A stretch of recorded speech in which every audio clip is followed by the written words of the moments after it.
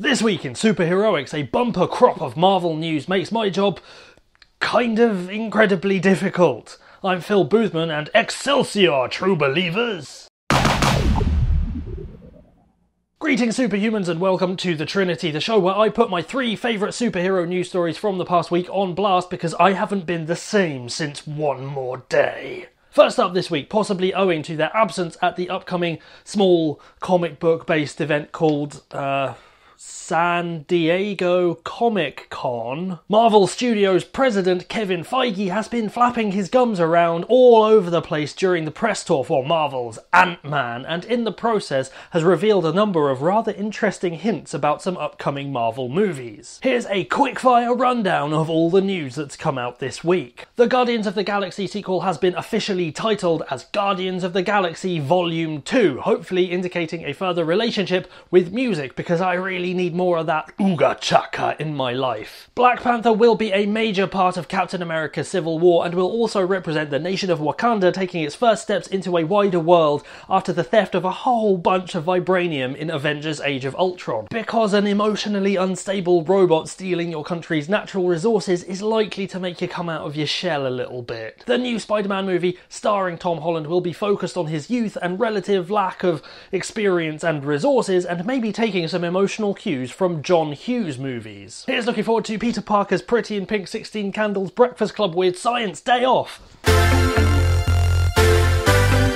Doctor Strange is going to be completely weird, apparently, because we needed that spelling out to us when referring to a movie about a former surgeon turned crazy powerful wizard superhero who regularly gets into scuffles with an insane demon and has a house that's pretty much the magical version of the Playboy Mansion. The team over at Marvel apparently have unspecified plans for the character of the Wasp following her recently announced appearance in Ant-Man. I'm just hoping that they're not bringing her in for the sole reason of having a big fat supervillain eat her, like they did that one time. Sticking with Ant-Man, director Peyton Reed apparently fell in love with the character of Hank Pym during production and has expressed interest in making a film all about the slightly bonkers, occasionally physically abusive scientist in the future. Although thinking about it, they might leave some of the stuff I just said out of that movie. Moving to television, season 3 of Agents of S.H.I.E.L.D. has been confirmed to feature the comic book team known as the Secret Warriors, so we can expect to see plenty more weird superpowered individuals in the future. That means the lineup may include a Puerto Rican speedster named Yo-Yo,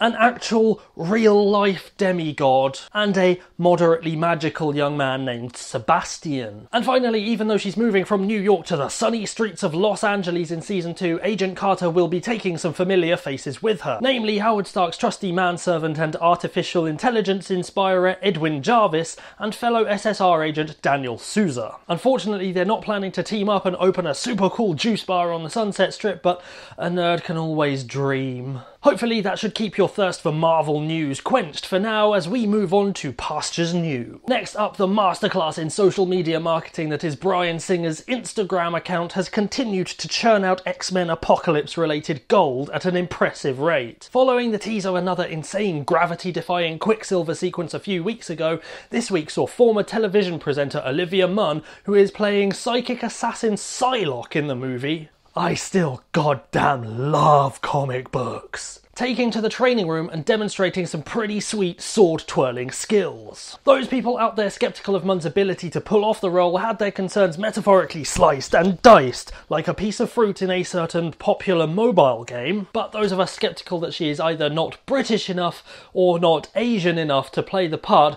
remain largely metaphorically unharmed. That joke is way funnier if you know how messed up Psylocke's character history is, so go Google it and then laugh at that joke retroactively. The second big reveal, I do not think I know what this word big means, was of Oscar Isaac's on-set chair emblazoned with the word Apocalypse. That's right, in the near future, perhaps at the aforementioned comic book based event next weekend, we could be getting our first glimpse at Big Bad En Sabah Nur. Apocalypse is, as I'm sure you all know, allegedly the first mutant who has the ability to control every single molecule in his own body and is just straight up racist towards humans. Like, seriously, what have we ever done to mutants?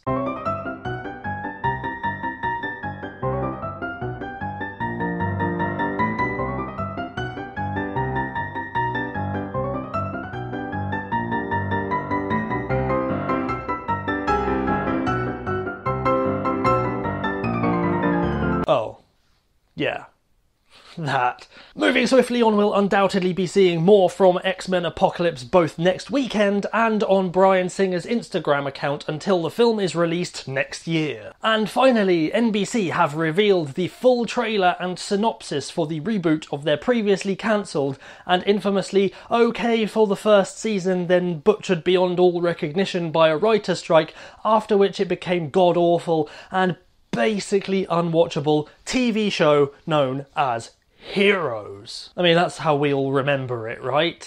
The new series is appropriately titled Heroes Reborn and reportedly takes place several years after the previous season. And if that plot device doesn't scream, please forget how we ruined all those interesting and potentially awesome characters. Oh, and please also forget all that nonsense with the goddamn carnival. I don't know what does. Anyway, the synopsis reads: a year ago, a terrorist attack in Odessa, Texas left the city decimated.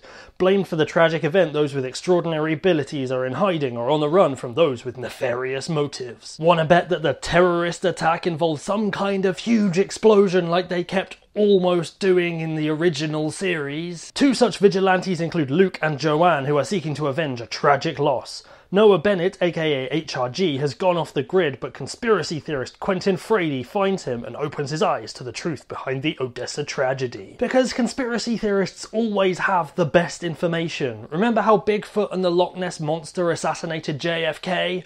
No, me neither. While in hiding, some are discovering their newfound skills. Awkward teen Tommy just wants to be normal and win the girl of his dreams, Emily, but normalcy is virtually impossible after learning of a new ability that terrifies him. Now, I'm assuming that means he grows radioactive pubic hair, but I could be wrong. Coming from a very sheltered upbringing, a bold and ethereal teenager, Melina, has been told she is destined for greatness. In Tokyo, a quiet and unique young woman, Miko, is trying to track down her missing father while hiding an extraordinary secret that will make her a force to be reckoned with. Those are just some top-notch character traits right there. Mysterious and secretive. Elsewhere, a different type of hero is emerging through former soldier Carlos, and meanwhile Erica, the head of the highly successful tech conglomerate Renautus, has an agenda of her own. Guys, not everybody has to have a shady agenda. It's not the US Senate. For better or for worse, some are fated to cross paths with assorted heroes of the past, including Hiro Nakamura, Matt Parkman, Mohinder Suresh, and the Haitian, among others.